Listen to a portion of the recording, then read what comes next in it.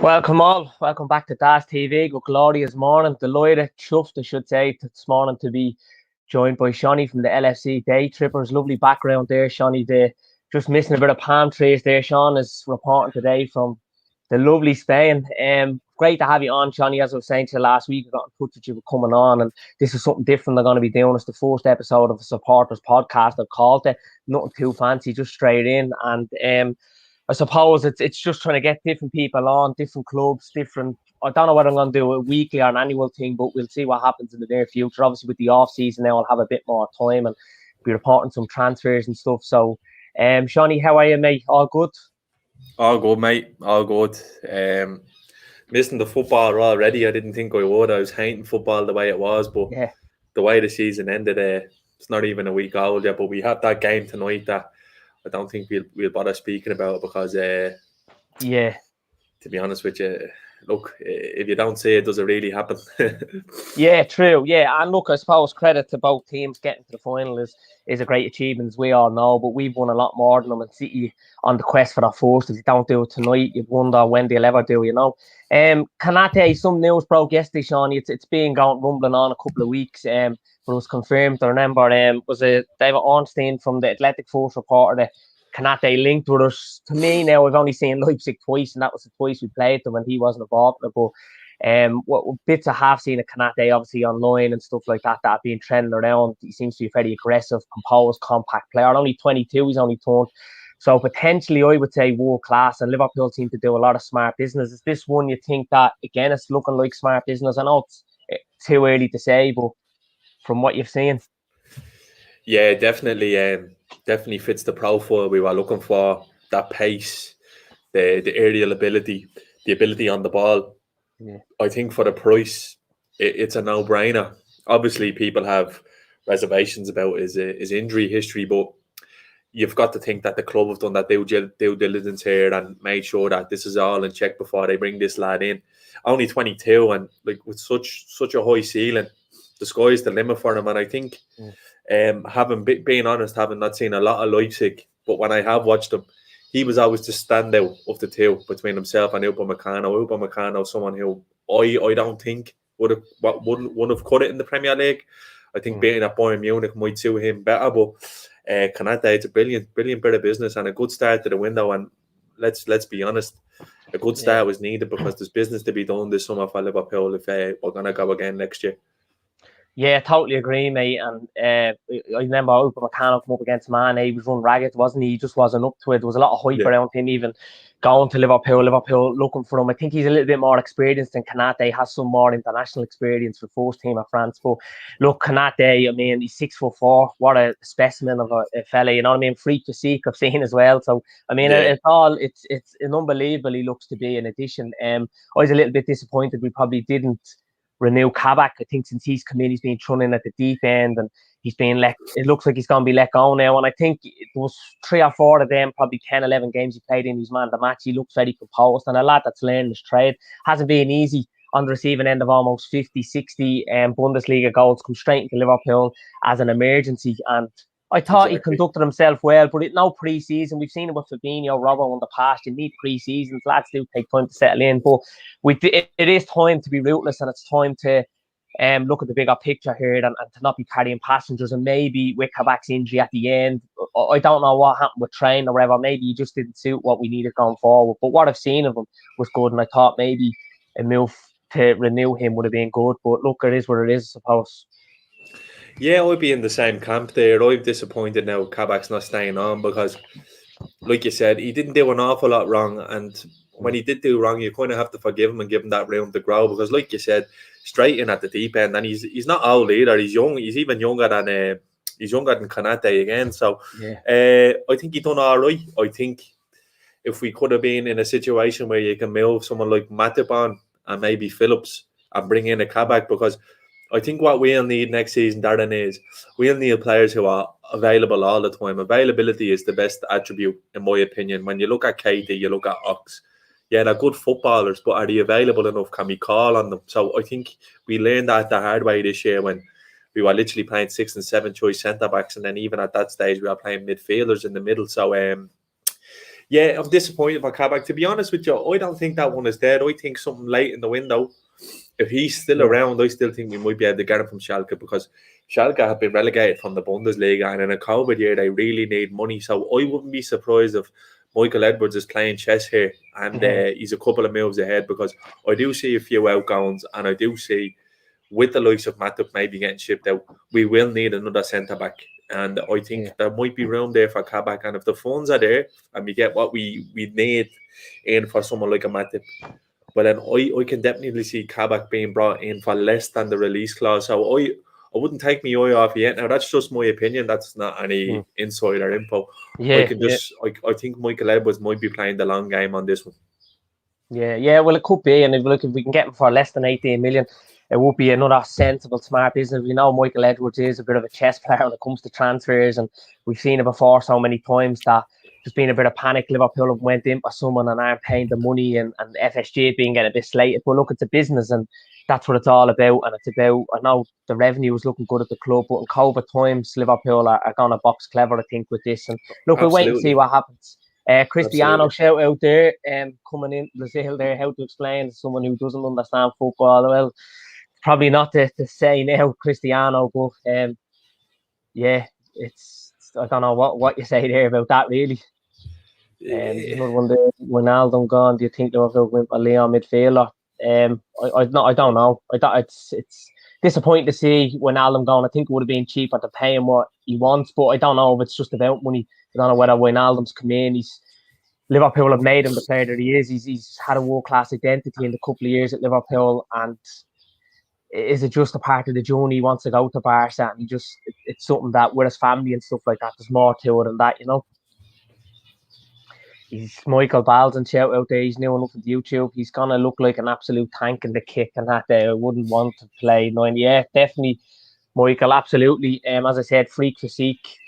And just another one there, Michael. I'd rather keep that and say to 20 million, put it towards a wide forward and CF. Yeah, see, Shawnee, even you said there about Nat. I think that's probably a controversial one, because a lot of the fan base have seemed to jump on Nat Phillips. Kind of what I was saying, Cam as you like, Nat Van Dijk, you know, unbelievable. He's been brilliant, but technically he's not the best. What I seen of Nat Phillips was a Jamie Carragher-esque type of full of grit, determination, passion, kept it simple, done all the basics right. But is he gonna be realistically third or fourth choice going forward? And Liverpool looking to compete back for another Premier League, go for a second and European Cups and obviously the domestic cups, and consistently you need these lads. His availability's being great, and he's come in at a time where I suppose the proposed move to Swansea failed, which suited us, and the scholarship to America didn't happen. And look, he was brilliant. He was definitely pivotal, especially with that last 5-game run into was getting top 4 and secured in Champions League for next season, which is massive, by the way. But do you think he's going to be going forward a Liverpool third or fourth choice centre back, realistically taking out some of that kind of emotion that we built up over him the last couple of months? I'd imagine if you had asked Nat Phillips that at the start of the season, he would have told you now himself. And I'm with you as well, Darren. I think we got to be ruthless. There's not much room for sentiment in football, especially at the top end, especially in the end that we're dealing with Champions League and Premier League. If you want to be challengers, you need to be doing all you can. And that being said, Nat Phillips hasn't put a foot wrong in a Liverpool shirt this season. He's been absolutely excellent when called upon, but he's limited. He's a limited centre back. He's not exactly what we need now. If he was 5th or 6th choice at Liverpool next year, I'd have no arguments with it at all, to be honest with you, because there is games when you need players at last 10 and you're holding on to a 1-0 lead and the opposition is launching ball at you.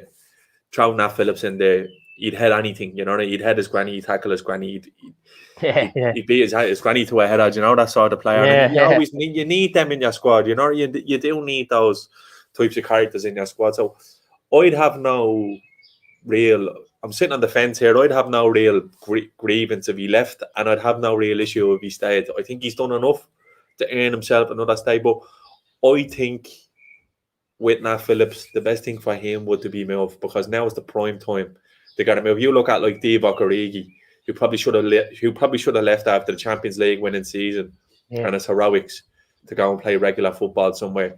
And now look, he's just in a limbo now at Liverpool. So not only did we miss the window of opportunity to sell him for a maximum price, I think he actually missed the chance to get the best move possible for himself. So I think these decisions are key for footballers, especially at that age. I think he's only 22, 23 now, Philip. So it's big for him. I'm sure he has a decision to make and the club have a decision to make. And look, whatever happens to him, all the best. Well, I suppose we're in a win-win situation as well, because we know Michael Edwards is going to play hardball. If it does come to selling them, especially in the last couple of months, how well he is, there's going to be 20, 30 odd million even floating around. And there will be. I know there's talk of Burnley, but I think from that as well, he does need to look at, well, first team football. He's at that age now, develop progress. And there's always, I suppose, a chance that in the future he could be linked with coming back to Liverpool if he proved himself and done his Jewish, Shout out there to Ryan LFC Domination. Big love, brother, as well. Right, Seany, so today I suppose it's not really about Kanat, Dehan, Phillips and that. We got a little bit carried away there by asking our opinion in it, as always. And look, with your knowledge and inside information, it's always great to talk to you. And I could talk all day to you about Liverpool, so I'm mindful as well to keep it short. And the glorious Dublin day here today, so I want to get out as well. Like don't waste it. I have plenty here. You better make the most of them over there, bro. I know it's not too great there at the moment.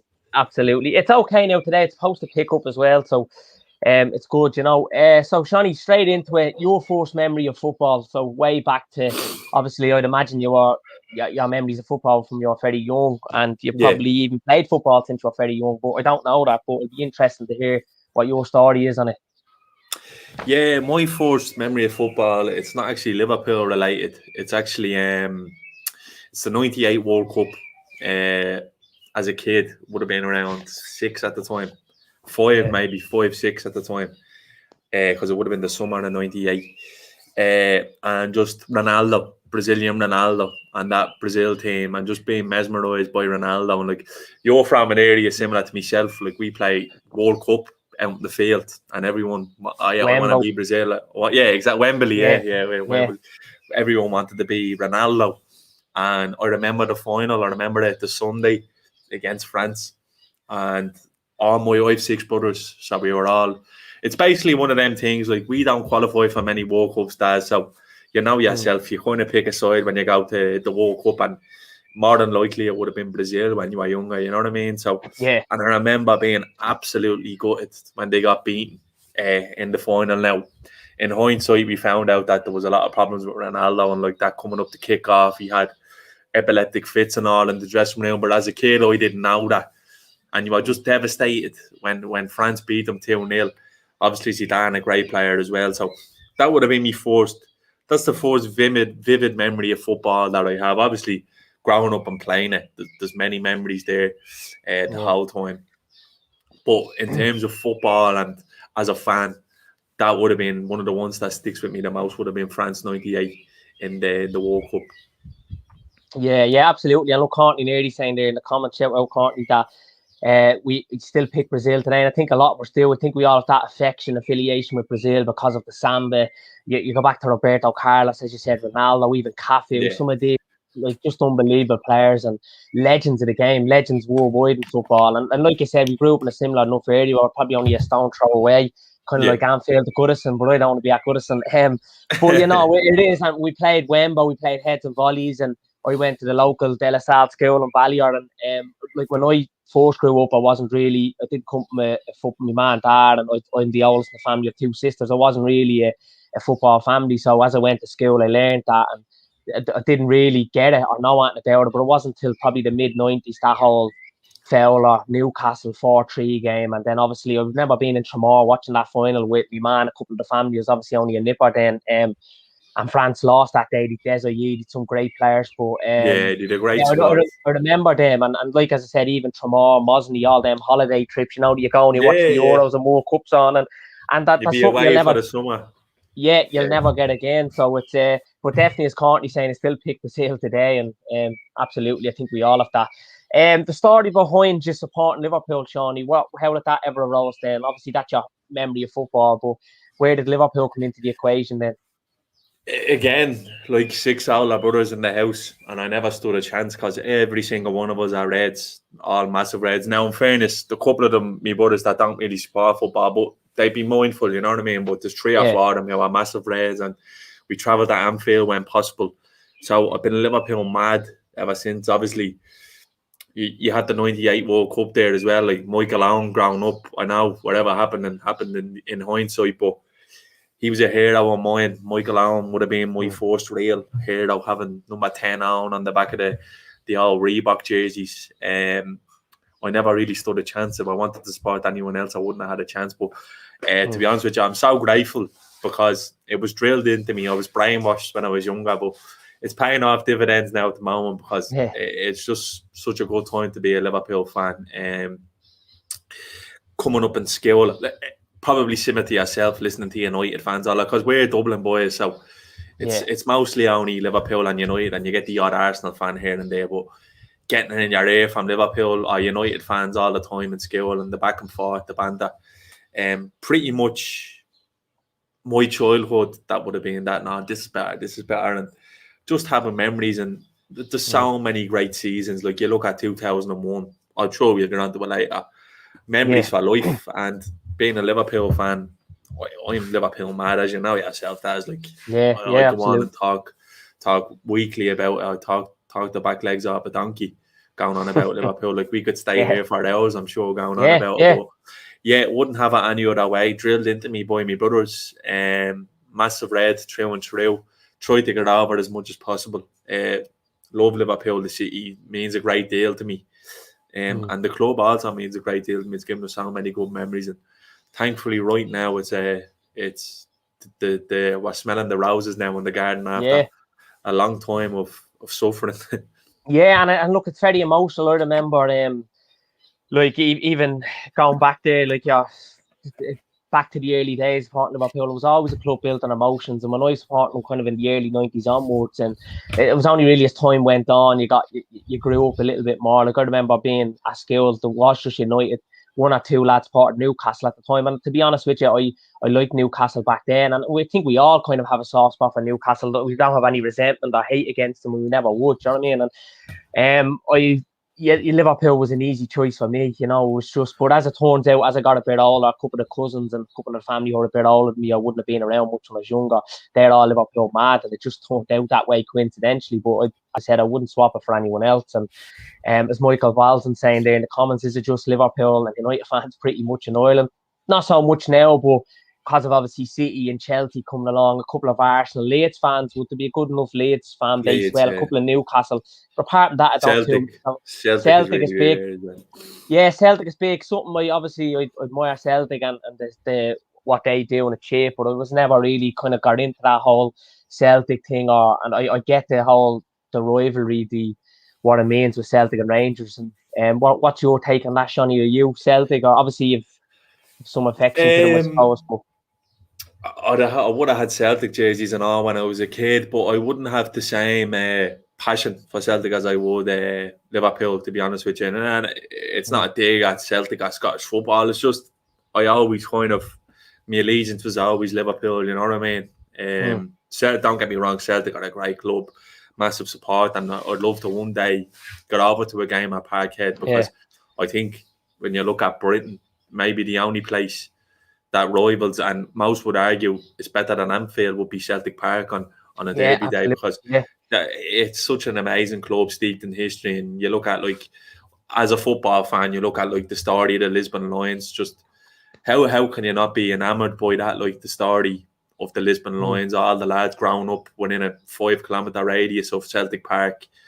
Like, it's a story that should be told. You can make movies about something like that, and that's something that with modern football we'll never ever see again. So Celtic, they wouldn't say they have a special place in my heart, but I'd always keep an eye out for them, you know. And I have so many friends who are massive Celtic fans, so I always kind of keep an eye on Celtic and what goes on there. Yeah, huge respect to them, absolutely, and the story behind it as well is unbelievable, and it's to be adored, and something, as you said, you'll never come across again, I don't think, not in the modern game. So shout out as well there to Welford TV, shouting in hello, Daz, good stuff, Welford, keep up the great work, future superstar, and this game of YouTube, definitely, as I always say. What's your first memory of supporting Liverpool, Seany? So that kind of... Yeah, it's the 2001 season, the treble. Well, we call it treble. We won 3 trophies, but the one game that I remember was the UEFA Cup final with Alaves. Mental. I remember being in the house watching that with my brothers. 5-4, mad, 1 on a goal and goal. Gary McAllister whips in the cross. Just a mental game of football. And then I think it might be only a couple of weeks later or a week before, it's within the same radius, you have the Michael Owen Cup final. So that week was that big. was on the Saturday, and then Alaves on the Wednesday. Yeah, so close. That week is big. The first time I seen us picking up like prestige, because let's be honest, back then the UEFA Cup was huge. Like we beat a very good Barcelona side in those semi-finals, and then we beat one of the best sides England has ever seen in Arsenal in the final. So they're two memories that will always stick with me: the Michael Owen final and the UEFA Cup final from where Alaves. Like, and from then I've been pretty much gripped by Liverpool. Ever since then, just so many memories. But the 2001 season, it is massive. Like the 2 trophies in a week and the 3 trophy season, and Gerard Houllier kind of putting us back there, and we thought we were in with a chance of probably having a real go at winning the Premier League. But sadly, that never happened. But other than that, so many great memories of that Liverpool team. You have Steven Gerrard breaking through. You have Danny Murphy, Gary McAllister, Robbie Fowler, Emil Heskey. Just heroes, you know. And Michael Owen, obviously, at the time, who I was completely obsessed with. Yeah, so was I. I remember playing. I would have been back then, even playing the all-weather pitch up here. I would have been quite small and fragile back then. Not that I'm bigger now, but you know what I mean. And I was kind of a very Michael Owen. I was very quick, and you used to get a little bit of stick off the lads that you only got by because you have pace, but it's a skill. Do you know what I mean? To strengthen football. So yeah, I used to love Owen, this whole game, his management, just unbelievable. And I mean, look, I'd always still respect Owen regardless of what happened there. I think as you get older, you kind of in football. To me, my views are a lot different as I've gotten older, and I don't want to hate it. Hate is just not good. Like at the end of the day, I know we say it's a sport and a hobby and it means more to us than that, but sometimes it is that, you know, you kind of just have to, it is what it is. And no one, like they was telling me, he was unbelievable, won a Ballon d'Or, was world class, gave absolutely everything he could for us when he was at us.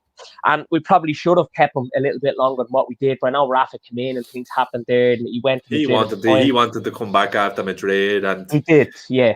Newcastle roll out. Look, like you said, as you get older, you kind of, you think about these things a little bit more rational. You might understand that in the comments there, Seany, Elena Blanco, a former colleague. Big shout out, Elena. I think that's Spanish. She's Atletico Madrid fan, by the way, so big shout out. She'll be delighted. Probably still partying. That's a good season for them. Really good season for them, yeah. Delighted for them.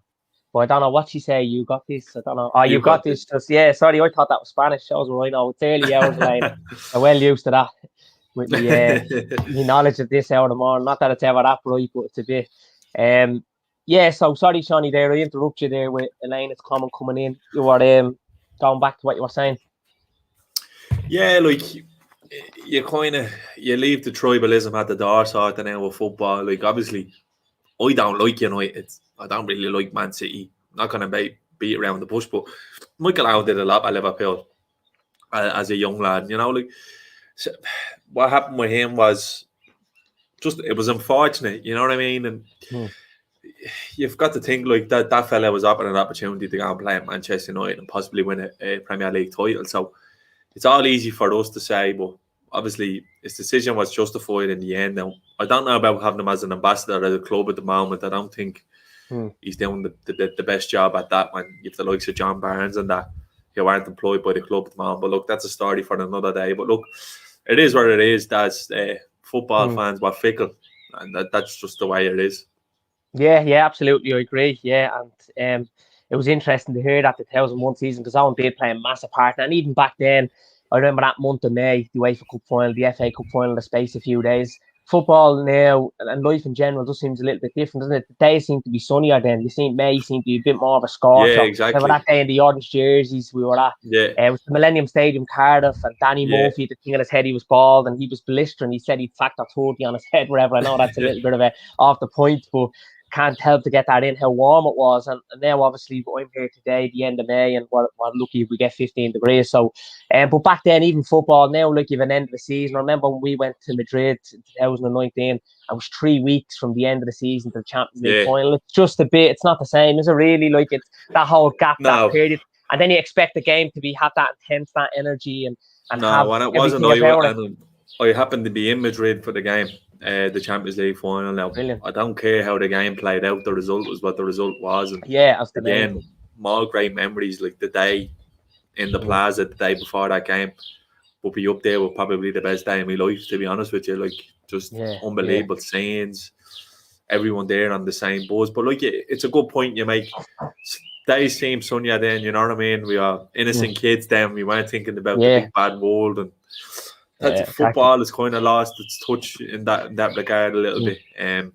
Even so, like the FA Cup now wouldn't mean an awful lot to a club like Liverpool. You know, back then that was a big thing. You know, the FA Cup final day, there was no other games on. The coverage started on BBC at 12 o'clock in the day and went right up until 6 o'clock. You probably remember that as yourself. You know what I mean? It was a big thing. It was a staple in the football calendar. You know what I mean? For big football fans, it's kind of lost its appeal now. People are more interested in finishing in the top four on the money side. You look at Leicester now. Obviously, Leicester fans might have a different opinion on that now, but I'd imagine if secretly you asked a Leicester fan, would you rather be in the top four and give us back that FA Cup? I'd say you'd be surprised about how many of them would say, actually, you know what, I'd love to be in the Champions League next year. Yeah, absolutely. Because I know for Liverpool, and it's quite obvious the last couple of years with how Klopp has went about the League Cup and the FA Cup particularly, that Champions League and Premier League are priority. And you can see, obviously, FSG have came with this proposal to them and said, look, this is what we want. It's a business end, the type of thing. And not just about money, but it's about recognition, being held in higher regard. Prestige, prestige. Good word, Johnny. Yeah, very good. Prestige. And it's about, I suppose, Liverpool competing for the biggest and best honours. And what are they? They're the league, the elusive Premier League, especially that first. And now it's to get that second. It's even a bigger challenge, and it'd be more competitive. And that European Cup, like, the fact that we've 6, it's unbelievable, the amount of finals. So, but the FA Cup, you're right, it's really, really the 5:30 kickoff. Like, I watched it there. I know there's a pandemic and there's a couple of fans at the ground, but I only watched the end of that Leicester and Chelsea game, and it's great for Leicester. I mean, to finish in the top 6, get 5th and win the FA Cup is unbelievable. When you think of the Nesband and stuff and the whole story there, quality. Don't get me wrong. Not the same. I'm not saying that to detract from Leicester, because to be honest with you, the goal, the noise of the fans going off, and then the scenes after the game with the Leicester owner, like that'd warm your heart. Like, do you know what I mean? You'd have to have no heart not to feel that, but not to take away from them. But I think the broadcasters and the like are to blame for that, because if you actually look, that was just another fixture on that day. There was games on before and after that. That's not how it should be. You know what I mean? That should be put on its own pedestal. That's just my opinion. And I think they could probably spice up the FA Cup by offering someone the Champions League spot for whoever wins it, or the Europa League. Well, I know they get Europa League, but if they turned around next year and said, do you know what, it's not the top 4 anymore. Whoever wins the FA Cup's going to win the Champions League, like a Cup Winners' Cup. Yeah.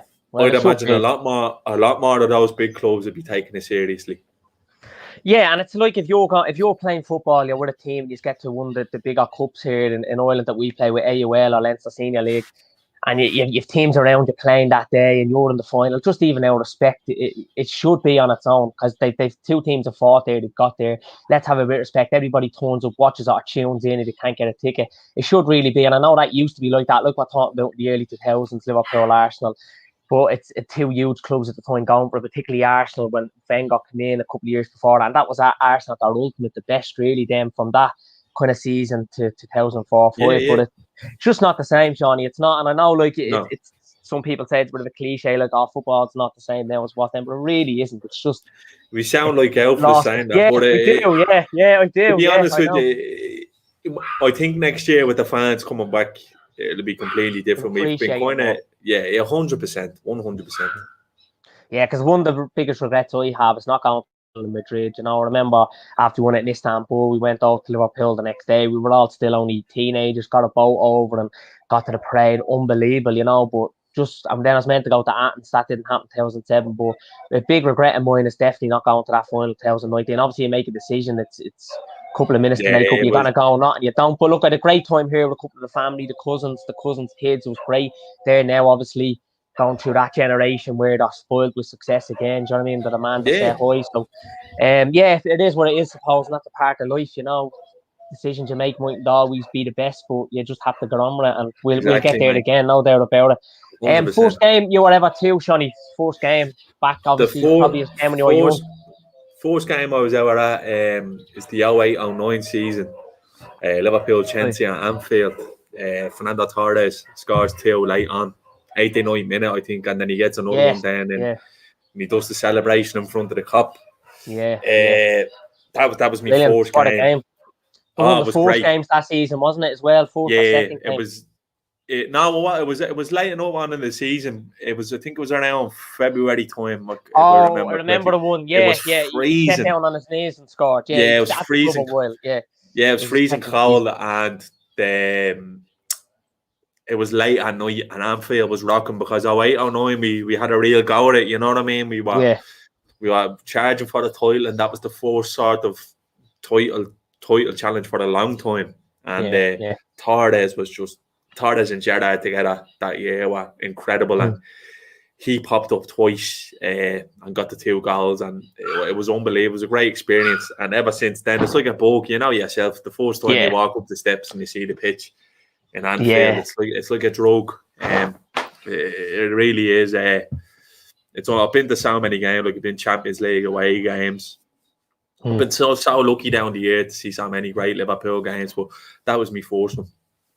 Yeah, and obviously with you, it looks like, I don't know whether you want to call your first or second home now in Spain. Viva la España, you can probably get more access going forward to tickets and that. And it's great, Sean. Hopefully now next season, it's great to know that we're in the Champions League again, and hopefully we can get to more home and away games, particularly away games, because European away games to Liverpool is unbelievable. Whatever we think of Anfield, especially European nights, but they travel so well. Good. Yeah, the Liverpool fans travel so well, and they're similar to the Irish fans in that regard, that when they travel with dignity, they travel with grace, you know what I mean? They never let themselves down. They always give a good account of themselves. And that was one thing I'd say about Madrid, is that there was absolutely no trouble. The video, the police are taking videos of the fans, the locals are taking videos of the fans, getting pictures with the fans. And to be fair, the sports fans were a credit as well to that club, because I didn't see any trouble at all over the entire weekend. I'll go as far to say, like, we were sitting in the plaza on the Sunday after the game, and there was fans swapping jerseys and stuff like that. You know what I mean? Just a really nice experience, and you never want to see it going sour like that, because that's the ugly side of football rearing its head. But the Liverpool fans, they travel so well, and like, I'm over here now and be talking to the lads, and they're completely blown away by the idea of going to Anfield for the game and the atmosphere, and you never walk alone. It does hold high regard all around the world, because the club here, Cadiz, I went to a game last season. I didn't get to go to one this season, obviously, because there was no fans, and it's 25,000 seat stadium. They just got promoted back into La Liga this season. They've done really well, and they stayed in, but they're all diehard, and it's so good to see the passion that they have, because they've never actually seen that club compete at the highest level in Champions League or Europa Leagues or winning stuff. You know what I mean? That they're just there, and it's the purest form of football. It's something I really enjoyed, I have to say. No, brilliant. And I'd say that's a great experience. And touching on La Liga teams, Villarreal, big win during the week. I believe there's 50,000 population there. The most games they get 25,000 home games. That was huge. That's the first trophy they've ever won, big one. They won one Intertoto Cups, I believe, but the first major trophy they won. And you've seen what it means to, like, you wouldn't fit the whole of Villarreal. You'd fit the whole of Villarreal in Anfield and have spare tickets, you know what I mean? That's how small and that's how big of an achievement it is. It's unbelievable to see. And it's always much better when they beat United as well, let's be honest. Yeah, absolutely. And they deserved it. I think when I got to penalties, I thought this might be good for United now, because it's an extra time to go down and out. Villarreal really were soaking that pressure on them. United weathered the storm. Whereas I went to penalties, then it was an unbelievable shootout from both teams, and it's a lottery. I know, like, the Hay gets a bit of stick for missing, and our keeper's the only one that can score goals, and that, you know, you'll get that. But like, I mean, it's it's a lottery, a complete lottery. The best of players. You've seen Shevchenko in 2005, unbelievable, world class. What probably the best forward going. So anything can happen, you know. It wouldn't. So right, your worst game, Shawnee, you remember, but then I'll touch on to your best game.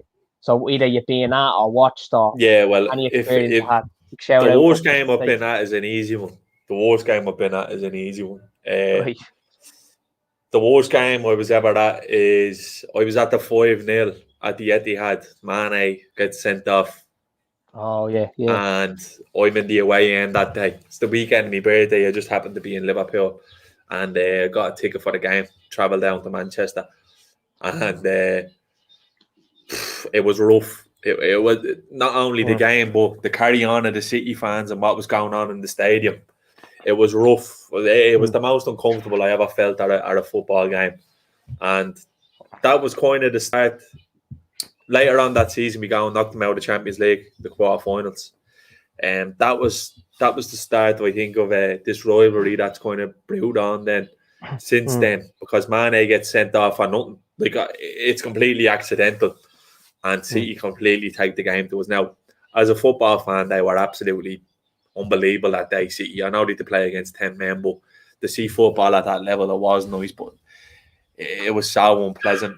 The train, I had to get a bus out of Manchester Piccadilly full of Man City fans. I had no colours around on me. After the game, there was no real police control. It was a rough experience. Definitely the worst game I've ever. And I don't think I'll ever be at a worse game than that, to be honest with you, because whatever about the football, but the stuff that was going in and around the stadium, the most uncomfortable I ever felt at a football match without doubt. Yeah, not good to hear back, because that's not so long ago. And like, I mean, it is the modern day with policing and stuff. And look, let's, like, even before that, we knew it. This was a rivalry gonna happen, between City and Liverpool, where they were going. But it's not good to hear that, and it's like you do question the modern day, all the resources we have and stuff, and the knowledge and the inside information for people to kind of just, like, it sounds like there was a lot brewing. There could have been huge violence and but probably close to fatalities. I don't know whether it was that, but it possibly could have been if something kicks off. Yourself. It's anyone. You look at not just to hold on to the negatives, but you look at the Roma game at Anfield. Poor Sean Cox and what happened to him. That was a fella who was just going with his young lad to watch a football game. So I think people need to be educated, just on how damaging their actions can be. Now thankfully, like, there was I wasn't hurt or anything like that. It was just some of the stuff going on in the stadium was horrible. Disgusting. Like, I wouldn't even say it on the podcast. I probably shouldn't even mention it. But it's the truth. It's one of them things. I'll hold it instead. But I don't think I'll be going to the Etihad anytime soon. Yeah. Well, it was something I was thinking of going, but it's not. Look, obviously in the future times are different now, and I'm sure maybe sometimes you sadly need something to happen for things to move on and to happen. And it was awful going back to games like for Sean Cox. I mean, that was an awful experience for him and his poor family and Liverpool as a club, But we suppose we move on, and there's always sadly that side of the game. But you mentioned the good thing there. People do need to be educated, and there's not enough of that out there. And as you said, people's actions can be damaging. And hopefully, as football goes on, hopefully when fans do get back, this is an experience. This pandemic was not getting the games, not engaging with each other, that we'll appreciate it more, and that there will be a bit more of love out there in the game, because that's what's needed, And it goes back again to, it's nice to be nice and kind, to be kind and respectful. Respect is something you don't get enough in society, and hopefully when things do go back, we can get there. Shout out there to official Saif. Go over and like and subscribe to his channel, doing some good stuff there. He must be hitting about, I think he 13k the last time I was talking to him.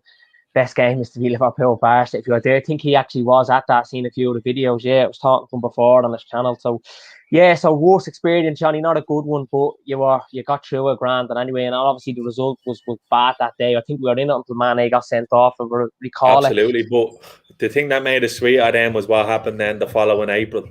The following March, we knocked them out of the Champions League, and we battered them then at Anfield in the return in the other game. So, hopefully we'll go again, but more pleasant memories, hopefully, than unpleasant at this stage. Yeah, absolutely, pal. Yeah, and your best game that you either ever at or seen, or your best experience of a game. The best experience of the game be the final.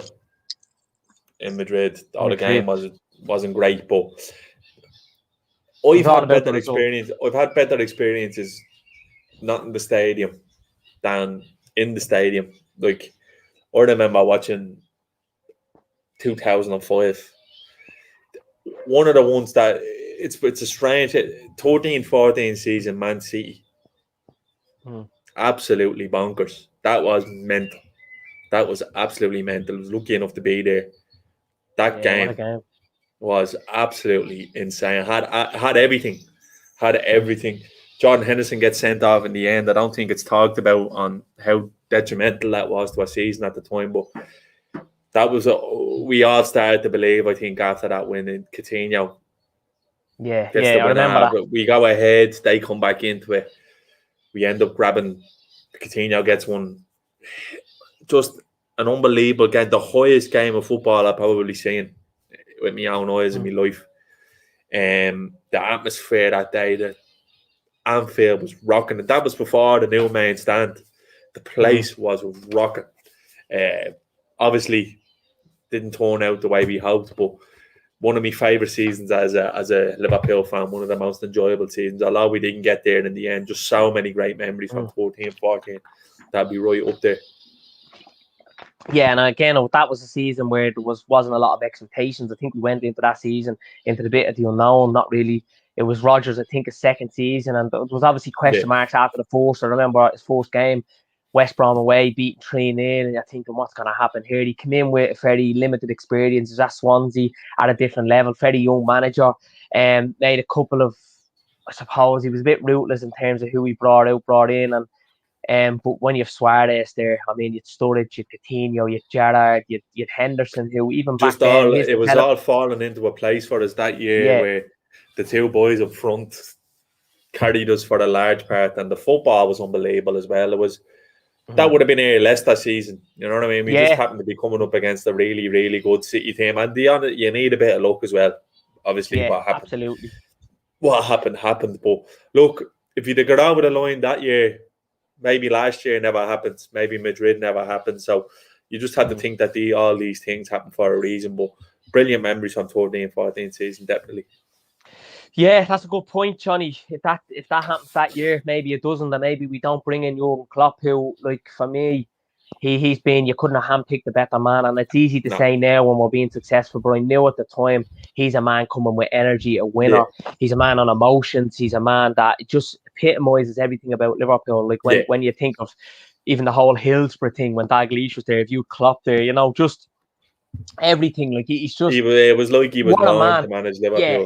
He was, and it's hard to say that. And when you're talking to people, sometimes you're talking to United fans or Chelsea or whoever, you feel a little bit like you're boasting and you're bragging, but you just want them to know, look, lads, football goes around in circles, and sometimes it is what it is. It's all its different cycles, and we're living at the moment, which is great, but like you can't explain enough to people. People don't understand what Jurgen Klopp is to Liverpool, and just everything he does, how he even conducts himself, how he speaks, the manner he goes about things. Like you just trust him with your life, don't you? And this year's been a mad season. We got a little bit of stick of being worst champions, and I've been on defenders and stating facts, not just my opinion. It was purely facts I was stating. But but you can't get involved with these people. No, you can't. Context is so important. What happened to Liverpool this year? Absolutely.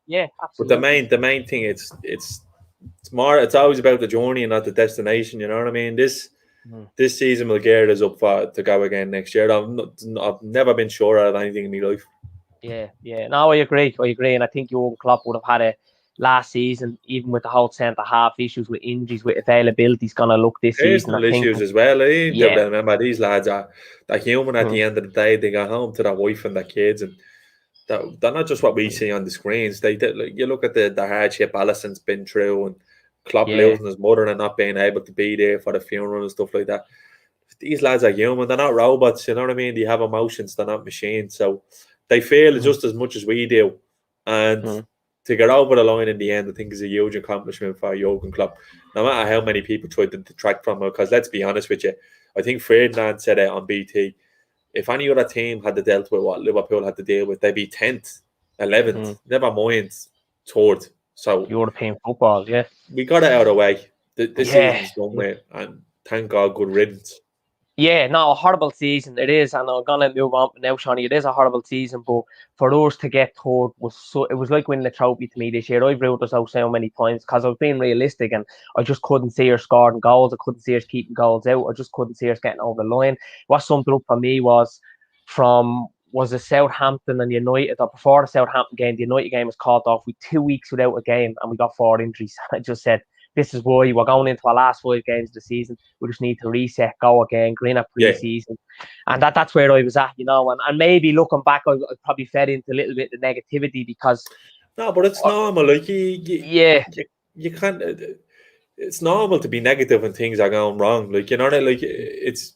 You can turn around and say, I'm positive that all the time, but I would have been the same. I think Jurgen Klopp said if you had asked him with 10 games to go, would we had ended up in the top 4, he would have told you not a chance. So, look, we took a chance when it arose, and it ended up being a brilliant end of the season for us because so many memories. Again, football's built on memories, and you have the likes of what happened at West Brom. Like, nobody can ever take that away. Yeah, although it's not a trophy, we've seen everything. We've seen absolutely everything as Liverpool fans. Seen us win everything. Seen us lose it all. Seen us lose Champions League finals. Win them. Those moments like that. That's the reason why you support football, for that release. You know what I mean? It was cathartic. It was that's why you hang in there. You know what I mean? That was game week 37. 36. 36. And that's what you hang in there for. There's always the carrot being dangled in front of you, and when you get it, that's what it's all about. Yeah, absolutely. And never ever in the wildest dreams would you have thought Alisson was going to not only take it that well, but score, get that winner, and what it meant to him like that. And I was there was a little bit of me thinking how the season went. If we don't go on now and get it, like, it'll be great for us taking some of it away, and then for us to go on and do the job. 2 clean sheets after, score 5 goals in the last 2. It was emotional. I'm not going to lie.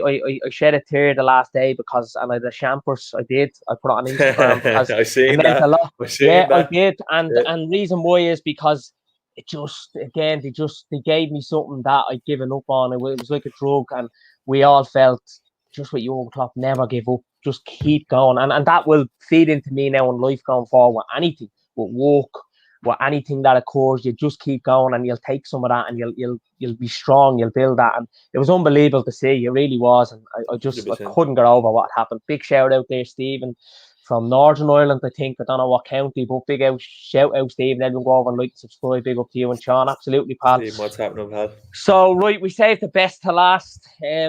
As I always try and do. Shawnee, we'll obviously start from the keeper up, and for anyone that doesn't know, it's in the title, Liverpool's Premier League 11. I didn't want to go with greatest ever 11 because I think it's easy to do, and it's also something that is it's just, I don't know, it's always going to be hard. It's always going to be even harder. Probably would have been here all day as well. There's been 11. So many great players. So many, and you're going to leave a few out. So this is where I'll show you a ruthless side here, a bit like what Klopp will have to be. But it is what it is. And greatest Premier League 11, Shawnee, I'm sure I don't know whether you've had to get much thought into this. I'd only said we have.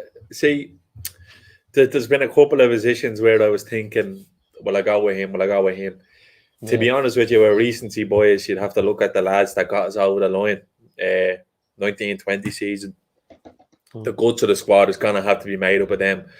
Not just because they got us over the line, but because they've been so good for 3 years, the level that they've operated at. So, first of all, going number 1 in goal, I don't think there could be anybody else. It's got to be Alisson Becker. Just has transformed us since he came in. We've been looking for a top tier goalkeeper for so long. Well, Pepe Reina was good, but he fell off massively. But Alisson Becker is the one true world class goalkeeper we've had in the Premier League era. Left back, has to be Andy Robbo for me. Absolutely. I agree. Best in class, the best in the world. When he's on it, when he's not on it, he's still one of the best in the world. You look at the price we paid for him. What he's given us, what he'll continue to give us, and then he comes out yesterday saying that he wants to stay at Liverpool for the rest of his career. That's good enough for me. Andy Robson, right up there with your Ashley Coles and the best Premier League left back. Now, Ashley Cole is probably the best fullback ever for me, left back ever. But if you look at me, it's got to be Robbo in there, left back. Centre half, again, Virgil, big Virgil, similar to Alisson, completely transforms us, brings us on to another level. The big price tag comes in, never phases him. Ever since then, you've just felt safe as houses when he was in there. Now, obviously, unlucky this season, but what's happened to him. But no doubt he'll come back stronger. And just how good he makes us. A ridiculous centre-back. Even in the history of the game, I think when they look back, he will be definitely regarded as one of the best ever, because I think he's kind of transcended the position. You see kids now growing up wanting to be centre-backs. Yeah, just so calm, isn't he? Just that everything. Presence.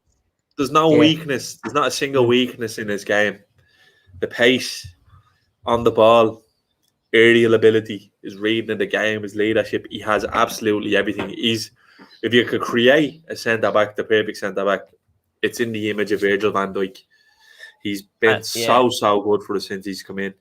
And if you listen to Troy Deeney as well, he smells well too. They drowned it in the 5 million. Yeah, drowned it in it. We played against. We've looked vulnerable since he's not been there. Yeah. When he's there, teams now, Jesus Christ, they're up against it today. In beside him, I'm going to go for one that I wouldn't imagine many would have had him in there. I'm going to go for big Sammy Hippier. An unbelievable defender for us. And people would say Carragher. I think Carragher was a bit of a hatchet man. I think Carragher was a bit of a hatchet man at last. Now, don't get me wrong, a great servant to the club. Not a big fan of him as a pundit, to be honest with you. I don't think he's great. But I think Sammy Hippier was unbelievable. That 2001 season, 2001 season, he's unbelievable. He's a linchpin on that side. He's pretty much the Virgil for us back in the day. Big, strong, dominant in the air. Scored so many important goals for us. The run to Istanbul, he gets one against Juventus. A brilliant service. Amazing goal. And a Liverpool legend, no doubt about it. And he also, Seany, what I loved about Sammy was when he lost that captaincy, how he still sustained that consistency. That was huge. He didn't sulk. He never changed it. His performance was always thereabouts. And a brilliant player, Sammy Hippier. A lot of younger fans probably, you won't get many compilations on YouTube of him because he's not a Ramos. He's not a Van Dijk, so to speak, but just a number, and the thought of him and Van Dijk as centre back, so imposing for any opposition strike force. Right back, it might be a bit hairy for favourite players in this current team, but my favourite player in this current team is Trent Alexander-Arnold. I know it's thrown around a bit, the debate, like a generational talent, just an unbelievable footballer to watch. What he's given us. It goes back again to everyone wants to grow up and be a Trent, but he didn't as a Gary Neville, isn't it? As a fullback, because of how it's evolved and the modern day and what he Exactly. And you look at how important the fullbacks are to this side. He's so key. And what we forget is he's so young and he's already won it all with the club. And it always helps when you're a Scouser. You know what I mean? The Scouser in the team is the song, but so much ability. And I can't wait to see where he goes in his career, because I actually think he can be anything that he wants in terms as a footballer.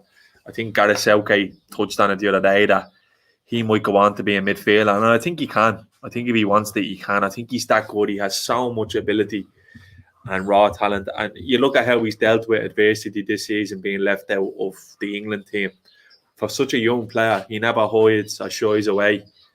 I think he will go down as one of the greatest players to ever play for Liverpool when he's finished, and rightfully so.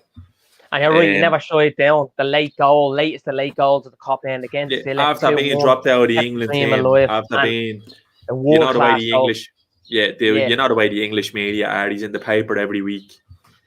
A question on that, Seany. Are you bothered? Like, obviously, look, you've no kind of exception to England or that, and look, you look at England in tournaments, and I think a lot of scousers are the same, whether you're Irish or English or whatever.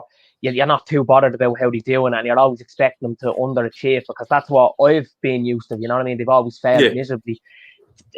Does it matter whether he goes to the Euros or not? Or are you bothered? Do you not read into that at all?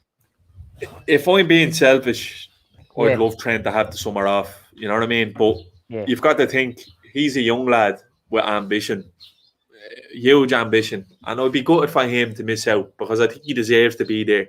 You know what I mean? And I think it'd be more of a reflection on Southgate if Trent was left out, because he's one of the standout right backs in world football. There's no doubt about him, what he gives you. There's a big agenda about how he's poor defensively, but I don't even buy into that, to be honest with you. I think he's very good defensively. I think if you look at, I'm not a stats man, but if you look at him defensively, he's no further away than the Aaron Wan-Bissakas or all these people who they hold in high regard as defensively solid. So for me, I'd love Trent to have the summer off. Same with Hendo. I'd love these lads to be resting, recuperating, and be ready to go for us in August. But for him, I think I'd be gutted for Trent personally if he didn't get called up. Yeah, I would be as well. But then, as you said, the selfish side of me is recovery, rest, focus, concentration for the big season ahead, which is key as well. And like this whole pandemic, it's just had too much football at once. And we're looking at these lads like machines or robots now, and we're forgetting. And I think there should have been more done to kind of, and you've seen in other leagues, especially over the years, when England used to fail miserably at tournaments, we look at the Bundesliga model, how they take breaks in the Spanish league, and it's never happened. And it's like Sky and all these, and they've all a big part to play in it when it comes, because it's all about money. The money, and it's sad because it shouldn't be that way, because we only go back to what we were talking about earlier, not to be talking about earlier on, but it's how much it's changed. But money, there's more money out there now. That's for what they need to do. The two big things that they need to do in football now is protect the fans and protect the players, because without neither, there's none. You know what I mean? If they want to make, they're talking about extending this Champions League to an extra 4 or 5 games. Like, there's already too much football in the season. Yeah. People think because these lads are on 150, 200 grand a week that they're robots. They're not. They're human beings. They're not machines. You know what I mean? That they take that crap so seriously, and they're like tuned up sports cars. You can't expect them to just keep going every 3 days for an entire 9 months. It just doesn't work like that. The squads are going to have to get bigger. You see, City benefited the most from these because they basically got 2 squads. You know what I mean? So, I personally, I'd like to see him stay, but for himself, I'd like to see him go. Yeah. No, I agree with you, Seany. I'm on that one as well. But there's gonna have to be more done when it comes to football and protecting. As you said, what we've learned out this is protect players and protect fans. But it's not, and we've seen with the whole Super League, without getting into that. No, that's a separate thing, and I'm not going to. But just briefly touch on it. The whole thing about everybody jumping on the bandwagon and all these big sports things, and a couple of people. I think you actually shared something a while ago, and I'd seen it just before you shared it. So I'm not going to say that I with Simon Jordan speaks very, very well about it all and about the hypocrisy in it all, and it's amazing to see, and how many people feed into, oh yeah, they're right, these are lads coming out ambassadors, when you had Neville and Carter. And look, I agree with some extent of what they're saying, but a lot of it was just they're protecting jobs, but the Premier League didn't like what they done when it was done to them, and that's the reality of it. Whether you agree or disagree, I think you're probably on 100%. The same thing of that. Yeah. When you go into that nutshell, who's the moral high ground? None of these are the good boys, you know what I mean? UEFA, FIFA, Sky, BT, they're all the same. They're all from the same cloth. Money is all that matters to them, you know what I mean? That's just the way it is. But Sky have done a great job, and UEFA have done a great job making themselves look like the good guys, man. It's just not the case. But if you get into that, we'll be here all day. Yeah, so we won't, So into midfield, that's a strong, great, obviously the keeper, strong back 5, we'd say, with the keeper and 4 lads. And I think when I done it before, I might have had Rob Jones just in there, that because of different reasons we're not going to go into. But Trent, I mean, yeah, I have to agree with you, Seany. It's a big shout. And that I was thinking that maybe I should have went for Trent, because this was obviously all before he bounced back and had a setback. But unbelievable, brilliant. And midfield for you, this would be. So my midfield again, it's probably going to be different to most, I'd say. Whole the midfield, my favourite player in the history of the game, anyone who knows me, put it in the chat, Xabi Alonso. I absolutely adore the man. I loved him as a footballer. I was heartbroken when he left. The reason he went, I never really forgave Benitez for it either. I know he was sold to bring in Gareth Barry and neither happened, and then we ended up with Aquilani. But just as a footballer, Xabi Alonso, he does everything for me. The range of passing, the way he dictated games, that whole Liverpool midfield in the 08-09 season with Mascherano, Gerrard, and Xabi Alonso is elite. It's elite. And you're talking about a fella who has literally won everything to win in world football. World Cups, European Cups, Champions Leagues, Bundesliga, La Liga. He was so good. So good. I think he's massively underrated. I know he's loved by the Liverpool fans, and he's going on now to become a really, really good coach. So if you're following football, keep an eye on Alonso. He's going to be a top coach. You only have to look at them, what he done. We sold him way before his time. He goes to Madrid. He's arguably the best in the world in that position. He's an orchestrator. He's a conductor. Even then, when he's done at Madrid, he's able to go to Bayern Munich and put in a shift there and play there for a couple of years at the highest level. Such a good footballer. One of my favourites of all time. So I'm going to have Xabi Alonso in there holding. And on the right side of midfield, centre mid, the one and only, the Steven Gerrard. Absolutely. You can't have an all-time Liverpool team from any era without Steven Gerrard. I think the greatest player we've ever had. He dragged us through the mud for the decade on his own. Easily, Won titles on his own. Just so horrible the way it ended, 13-14, but never ever forget what he done for the club. An incredible football. I had absolutely everything. The best in his class for a long time. If I'm being honest, he could have went and played for anyone. Probably the best, would you say, player to ever represent or play for Liverpool when you consider the players he had around him for a long time were probably without doubt. Without doubt. They say a true sign of greatness is that you can put them in any era and they'd survive. They say that about boxers. I'd use that with Gerrard. You could put him in that team as soon as Dalglish, all of those. You could put him in any era at Liverpool FC and he's a cornerstone of the squad. You choose prime Steven Gerrard into our team now, and Jesus Christ, I don't think anyone would stand a chance. That's just how good he was. And he always showed up on the big stage, didn't he? So many big moments for the soul. Look, Mr. Liverpool through and through. It's just sad the way it ended. I would have loved to see him never play for another club, even if it was LA Galaxy. I think he should have been kept at the club for as long as he can. And who knows, maybe he'll come back one day as a manager and get us over the line.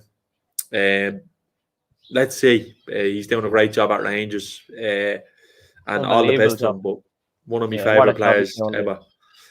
In beside there with him. Just shout out there. Sorry, Theo Wood said we'll go over, like and subscribe. Well done, Theo. Sorry, Seany, on in there. We've Alonso, Gerrard in midfield. Unbelievable. Screams class. World class. So you're going in beside them. I've had to think about this, but I'm going to put Jordan Henderson in there for me. I don't think he gets the plaudits. I think, to be honest with you, I think there's factions of the fan base that have it in for Jordan Henderson, but what an unbelievable servant he's been for the club. I think he's here now 10 years and to do it all. And we're talking about Gerrard there. Jordan Henderson has the impossible task of following him up as captain. So how can he win? And he has won. He gives absolutely everything for Liverpool FC. People question his ability. I think he's a smashing footballer. I think he's got it all. I think he's great passing range. His in-game intelligence. He's a leader on the pitch for us. He's the captain in a team of captains. And he's the top on the pitch. I don't think you can have a Premier League era team without having Jordan. He's not the most fashionable. Some might throw in a Coutinho or Mascherano, both world-class players in their own right, but Jordan Henderson is the heart and soul of this current Liverpool side. And I wouldn't have a Premier League 11 without him. Yeah, great, Seany. That's I know you totally agree with you, and I'm not just saying that because you're on it. You know, we sometimes you say to someone, "Oh, no, I agree with you." You've something different, but absolutely, Henderson is being absolutely world class, and how he conducts himself. Look, I'll go back to even on Instagram a picture he put up a few years back in Carragher Common Dundry. He had the hat on back sidewards, a white night top on, saying Liverpool captains don't wear the kind of a snapback, something to that. I don't know, but any go onto his page and check it out. He had a rough from the get go where people just were on him and thought he didn't conduct himself right. He goes about it quietly. He's not all about flash and show. You know what I mean? He's Brendan Rodgers just, tries to swap him to send him to Fulham. For Clint Dempsey. What a man! He's been through the ringer. Yeah, he's world class for me. He is. I mean, I know people have it out them in sections of fan base and other fans, but we have to accept and acknowledge a really good talisman, leader, captain, committed player when you see them, and like he will go and do anything for Liverpool. He'll do what Gerrard, what your Carragher, your Hoopy is, any of this Souness done in their time there. He will do all that, but he's brought us that first elusive title. You know, exactly. Season after winning the Champions League, how amazing is that and extraordinary his own. And he had his own issues with his father, with stuff going through, and he might have even had his own stuff off the pitch. He doesn't really come out and talk much about it or do much on social media, which is what I love as well. But he conducts himself unbelievable. He's just, for me, a role model, someone that when you're growing up, go about your. If people went about life the way Henderson did, 99 out of 100 of them would succeed in life. You know, how from that setback to being sold on to coming back, and even from being handed that Liverpool captaincy at the time, how many people I even talked to question them. And I hadn't got a lot to say at the time. It was obviously years back about it because I said, let's wait and see. You know, there's something special in him. Dalglish brought him in. Dalglish knows his players, and like anybody, you can get it wrong. But he's grown into the role. He's grown into the role massively, and we seen the title celebrations last year. How much it meant to him, you know what I mean? And he's gave absolutely everything about Liverpool Football Club. We talk about Seany going last week, and people hold him in the regard as a legend, and I wouldn't be too far behind him, but there's absolutely no way you can tell me that Jordan Henderson is not a Liverpool legend. Yeah, I agree totally, and that's some trio in midfield already. Sean, you pick that's exceptional. That's if you're picking a Premier League 11, you can't argue with going against that midfield. No. Absolutely not. On to who have you got next? Then in mind, you've another three to. So the front three is for most people to pick itself. Obviously, I don't even have to delve into it. You go left side Sadio Mane, and on the right side Mo Salah. Mo Salah, I said it on the podcast last week. I don't know whether you tuned in. I think he's the most disrespected footballer in the Premier League history. I think what he's done since he's come into Liverpool is absolutely unbelievable. I know sections of the fan base are saying, you'd sell him for this and that. I wouldn't swap him for anyone in the world. He's so key to us. You look at him in the run-in. He's just come up clutch for us so many times. The hardest part of this team picking this squad was this next one, the central striker, and there's so many I went through. I was looking at Owen in his earlier age, like you said yourself. He wins a Ballon d'Or. Robbie Fowler, so highly regarded in the fan base. You have Bobby Firmino, who's been excellent in his own right. The lungs of the team. His availability as well always gets on with it. It came down between two. It was either Fernando Torres or Luis Suarez. And I'm going to go with Luis Suarez because I think ability-wise, there hasn't been many better players that has ever played for Liverpool. You look at that 13-14 season, some of the stuff he was doing that season, it was bonkers. It was beyond the realms of belief. He was arguably the best player in the world that season.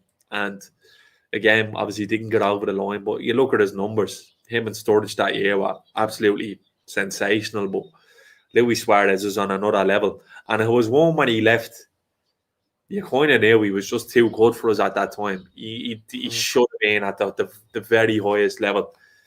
And if you put a prime Luis Suarez in this team now, absolutely forget about it. He was a ridiculous footballer. He done some of the most outrageous things I've ever seen. Goals from the halfway line, volleys, headers from the edge of the 18-yard box. He was mad as well, which always helped. Like, you know, we loved him for that, for his madness on the pitch. But as a pure footballer, Luis Suarez don't get many better in the show at the Liverpool FC.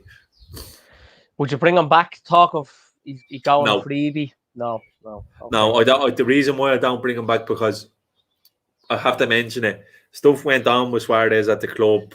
Obviously, you think the Everett situation and stuff like that. And I just think now, if you're bringing him back, you're opening up the door to that negativity to the outside, to the likes of the Sky and all the media will be banging on about that, because not that it was less prevalent then, but racism is more on topic then than ever, and you don't need that stuff in and around the club, especially when we don't really need him. I think he's had a great season at Atletico. I still wouldn't have him back. I still think we should be looking for the next best thing instead of the old best thing. You know what I mean? Now, all the best to him, but and I also as well, I don't think Jurgen Klopp would have him around at Liverpool based on his past. But don't get me wrong, an absolutely wonderful footballer. Yeah. No, I agree, Seany. Yeah, and I think we will go big. I think this is the summer for the next best thing. That whether you're talking Europa League, whatever, we're obviously in the Champions League, which is great, incredible achievement this season when you consider all the factors.